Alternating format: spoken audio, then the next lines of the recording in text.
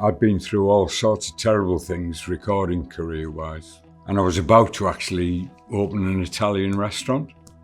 It didn't look like I had a future. And then it started to come good in Ireland, and I wrote this album in Ireland, and it all seemed to organically fit together. When I went to Dublin, it reminded me so much of Middlesbrough.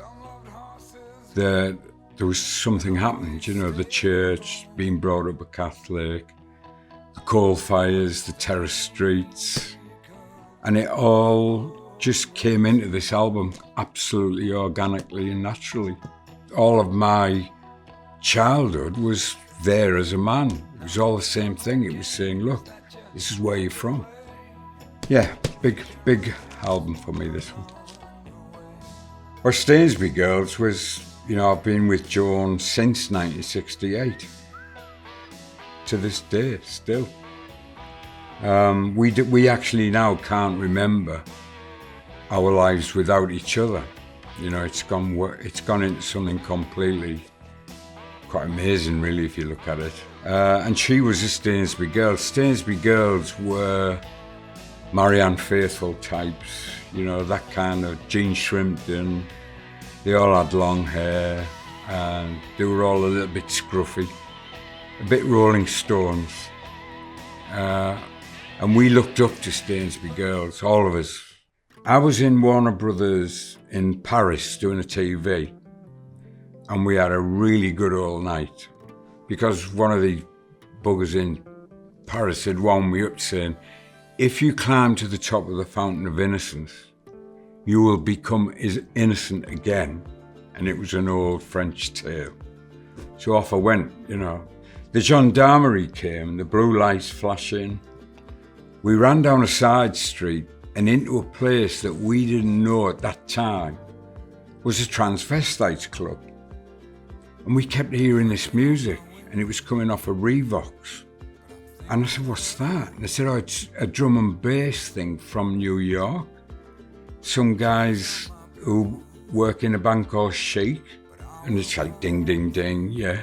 They said, well, they play these grooves so long, we have to put them on tapes, because you can't get them on to vinyl, there's not enough vinyl. As a joke, when I got back, I was in the studio, and there was no CDs in them days, but I just made a joke cassette, and I did a Chic type riff to Josephine. It went back to Paris.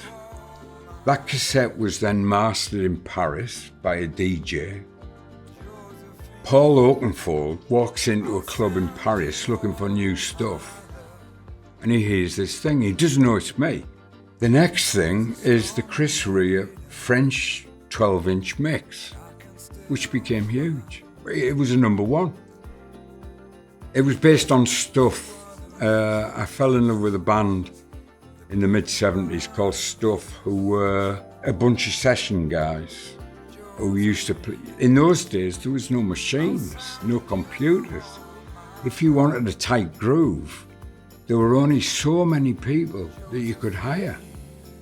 And the guys I picked up with, Robert Hawaii, Max Middleton, they were all Stuff type guys in London. And they once played at Montreux Jazz Festival in 1976, where they just walked on stage and just started playing.